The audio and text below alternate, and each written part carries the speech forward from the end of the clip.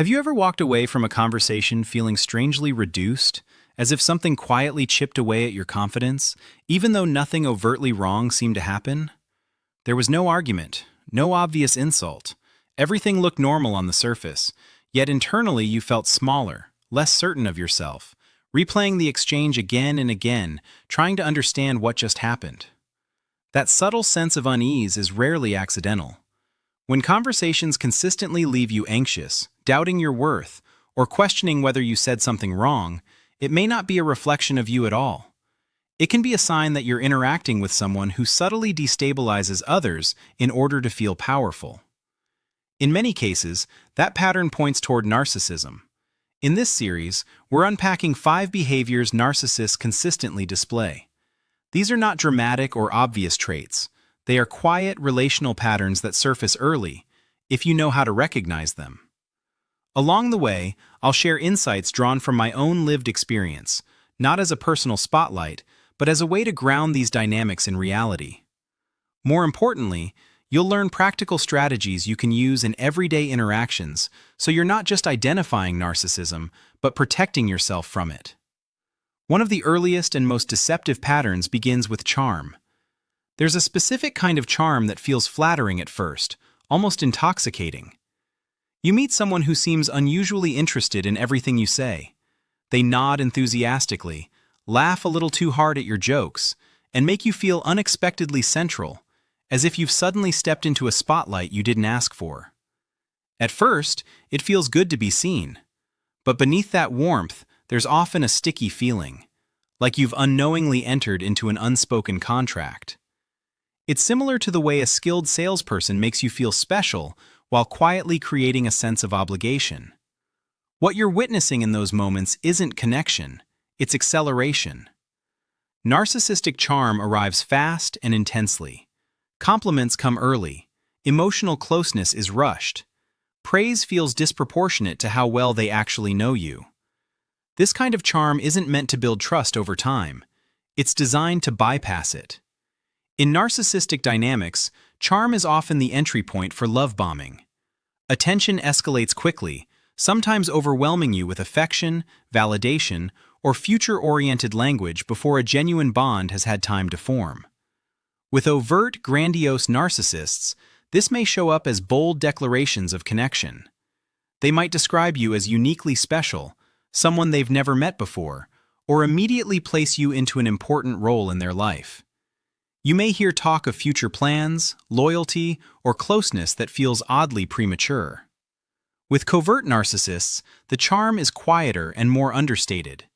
It can look like gentle concern, emotional attunement, or thoughtful curiosity that mirrors genuine care. But the effect is the same. You're singled out, idealized, and pulled into intimacy at a speed that feels flattering yet slightly disorienting. This pattern doesn't only appear in romantic contexts. In work environments, it might be a colleague who constantly praises your contributions, offers help you didn't ask for, or positions themselves as your biggest supporter, while subtly creating an expectation of access, loyalty, or influence. The critical question here isn't whether the charm feels good, it's whether it feels rushed. Healthy interest unfolds gradually. Narcissistic charm presses forward. Empathetic people are especially vulnerable to missing this pattern. If you naturally see the good in others, you're more likely to interpret excessive charm as friendliness, enthusiasm, or emotional openness. Your kindness wants to believe the interaction is genuine, and because you don't use charm strategically yourself, it's difficult to imagine someone else doing so. I didn't see this as a red flag early in my life. I saw it as connection. Before I had a solid sense of self-worth and boundaries, I lived in extremes. Either I didn't trust someone at all, or I trusted them completely. There was no middle ground. I didn't ease into relationships. I dove headfirst into them. Friendships, partnerships, even professional relationships formed rapidly. I confused intensity with depth. I mistook speed for sincerity. And because I was open, warm, and well-intentioned, I assumed others were too.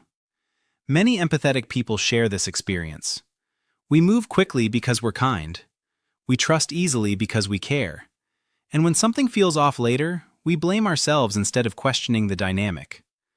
When charm feels excessive, one of the simplest ways to regain clarity is to slow it down.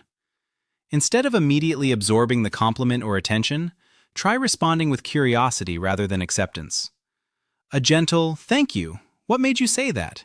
does more than it seems. It keeps the interaction polite while shifting the focus back onto their motivation. Someone who is genuinely kind will usually respond with something thoughtful and grounded.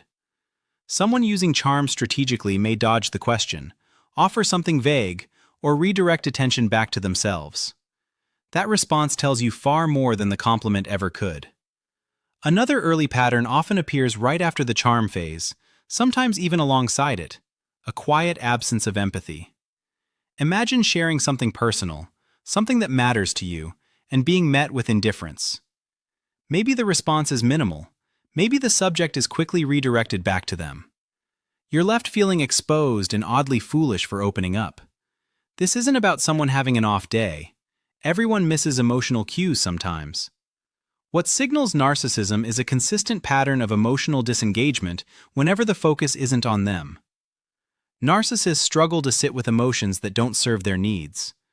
A grandiose narcissist may respond by overshadowing your feelings with their own achievements or experiences, subtly turning the interaction into a competition. A covert narcissist may present themselves as perpetually wounded, seeking sympathy while showing little interest in your inner world. In daily life, this can look like a friend who never checks in on you, a partner who minimizes your feelings, or a coworker who expects understanding for their stress while dismissing yours. Empathetic people often excuse this behavior because they're oriented toward care. They assume empathy is universal. I used to believe that everyone had it. I couldn't conceive of someone who genuinely didn't care about another person's emotional experience. So I projected my own empathy onto everyone around me. I gave understanding where none existed. I made excuses for emotional neglect. I stayed connected to people who benefited from my compassion without reciprocating it. Hope can become a trap when it isn't grounded in reality. One way to discern whether empathy is real or performative is to observe how someone responds when emotional momentum is interrupted. If you're sharing something meaningful, briefly shift the topic to something neutral, like asking the time or date. Then watch closely. Someone who is emotionally present will often pause, look concerned, or gently guide the conversation back to what you were sharing. A narcissist, even one skilled at imitation, will usually switch topics effortlessly, revealing a lack of genuine engagement. If you return to the original topic and notice little change in their response, that information matters. This isn't about testing people maliciously. It's about protecting yourself from emotional harm. Another consistent pattern emerges around boundaries. Boundaries are simple expressions of what works for you. Yet narcissists often treat them as inconveniences, challenges, or irrelevancies. You might ask someone not to share photos of you online, only to find they continue doing it anyway. You might request space, privacy, or limits on your time, and notice those requests are repeatedly ignored. Grandiose narcissists may openly defy boundaries, framing them as unreasonable or controlling. Covert narcissists may agree verbally while violating them quietly. Either way, the message is the same: your comfort is secondary. Empathetic people often internalize boundary violations. I did. For years, I assumed that if someone crossed a line, it meant I hadn't explained myself well enough. I believed respect was something I had to earn through better communication. What I didn't understand then is that boundaries aren't about persuading others. They're about defining your standards and enforcing them through your actions. When I stopped negotiating my needs and started stating them clearly, then backing them up with behavior, everything changed.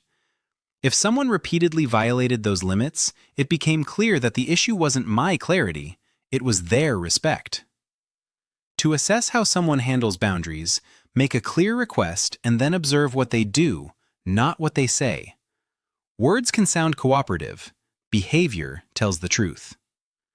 A single misstep doesn't define someone, but a consistent pattern does. These early patterns, excessive charm, emotional disengagement, and boundary violations, often appear together. They are subtle, easily dismissed, and frequently overlooked by people with high empathy. But recognizing them early can save you years of confusion, self-doubt, and emotional depletion. As you start to recognize these early dynamics, another pattern often becomes visible, one that is less about overt dominance and more about subtle emotional extraction. It's the persistent, strategic need for affirmation. This isn't the same as a person occasionally seeking reassurance or feedback. All humans do that. What distinguishes narcissistic behavior is how calculated and repetitive the need becomes, and how uncomfortable or destabilizing it feels when you don't comply. In narcissistic dynamics, affirmation isn't requested to build connection. It's demanded to regulate their internal sense of worth. Conversations begin to revolve around their achievements, their struggles, their opinions, their identity. Every story somehow loops back to them. Every exchange becomes an opportunity for validation. With grandiose narcissists, this need is often obvious. They expect admiration. Agreement is assumed. Praise is treated as a baseline requirement rather than a gift. If you don't reinforce their superiority, you may feel tension, irritation, or subtle punishment enter the interaction. With covert narcissists, the mechanism is quieter but no less controlling. Instead of boasting, they downplay themselves in ways that invite correction. They present themselves as misunderstood, underappreciated, or perpetually unlucky, fishing for reassurance while maintaining an image of humility. Validation comes not in the form of admiration, but pity. In both cases, affirmation is extracted, not exchanged. Empathetic people struggle deeply with this dynamic because offering validation feels natural. You like making others feel seen. You notice strengths easily. You're generous with encouragement because it's genuine. And because you don't demand praise yourself, it doesn't immediately register when someone else is quietly feeding off it. This was a major blind spot for me. I was overly focused on other people's emotional comfort. I rarely checked in with myself to notice whether I felt drained, pressured, or subtly manipulated. My default response was to soothe, reassure, and accommodate. If someone expressed insecurity or disappointment, I felt responsible for fixing it. That made me especially vulnerable to guilt-based manipulation. If someone hinted that they felt unappreciated, unseen, or hurt by my neutrality, I would immediately overcorrect. I bent myself into emotional contortions to make sure they felt valued, often at the expense of my own needs. Over time, that pattern taught others, especially narcissists, that my boundaries were flexible if enough guilt was applied. To discern whether someone's need for affirmation is healthy or manipulative, observation matters more than conversation. Pay attention to frequency and context. Does their need for validation dominate most interactions? Does it consistently redirect attention back to them? Does it feel less like sharing and more like performing for approval? One of the most revealing steps you can take is to temporarily stop supplying affirmation. Not with hostility, just with neutrality. Continue the conversation without offering praise, reassurance, or emotional reinforcement. Then watch what happens. A narcissist often reacts poorly to this shift. They may escalate, seeking validation more aggressively. They may use disappointment, sarcasm, or subtle guilt to provoke a response. Or they may withdraw and punish you emotionally for not playing your assigned role. Someone with genuine insecurity, on the other hand, may still appreciate your presence and engagement even without constant praise. They don't require emotional inflation to remain connected. This distinction is less about what is said and more about how someone responds when they don't get what they want. Another pattern often becomes apparent once affirmation is withheld: the gradual erasure of your voice within conversations. You may start to notice that interactions feel one-sided. You listen more than you speak. When you do speak, you're interrupted, redirected, or overshadowed. Conversations become less like exchanges and more like performances where your role is audience, not participant. This isn't simply enthusiasm or poor conversational skills. It's a persistent pattern of dominance. Grandiose narcissists often monopolize conversations openly. They talk at length about their successes, opinions, or experiences, leaving little room for others to contribute. Covert narcissists dominate more subtly, through victim narratives, humble bragging, or emotional monologues that require constant attention. Over time, you may feel like you're fading in their presence. Your stories shorten. Your opinions soften. You stop offering input altogether. It's important to note that not all conversation dominance is narcissistic.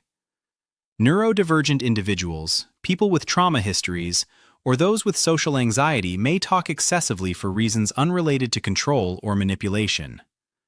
The key difference lies in intention and awareness. Neurodivergent or anxious individuals typically do not seek to diminish others. They may miss cues, but they don't react with hostility when gently redirected. Narcissists, however, resist balance. They experience equal exchange as a threat to control. In narcissistic dynamics, conversation dominance serves a purpose. It keeps attention focused on them. It prevents mutual vulnerability, and it subtly reinforces hierarchy. Empathetic people often miss this because listening feels polite. You don't want to interrupt. You don't want to seem rude or self-centered. And if you already struggle with self-worth, it may not feel safe to insert yourself.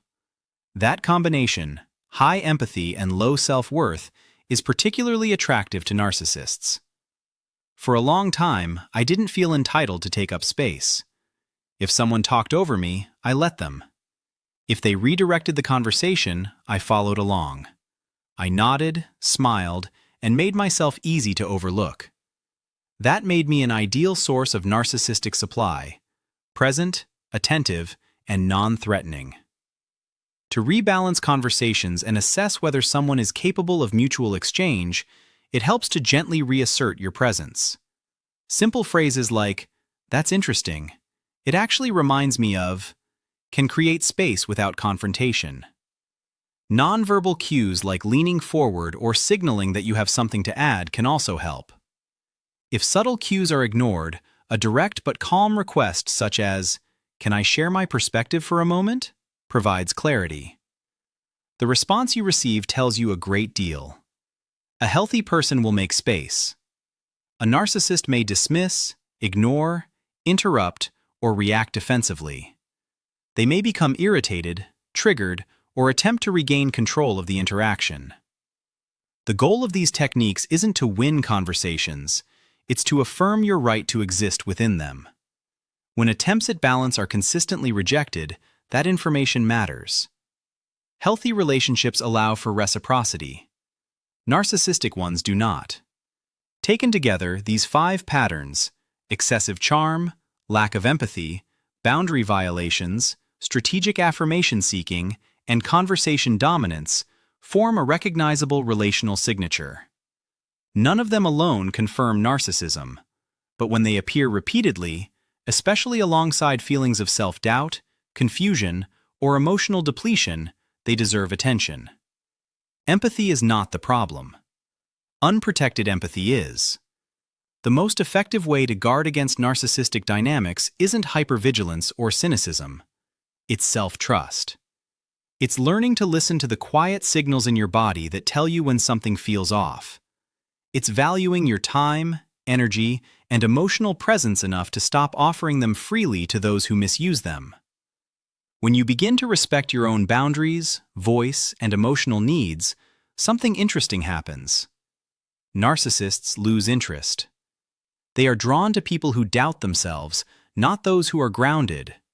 They seek control, not connection. Becoming someone who no longer provides easy narcissistic supply isn't about becoming cold or closed off. It's about becoming solid, clear, self-respecting.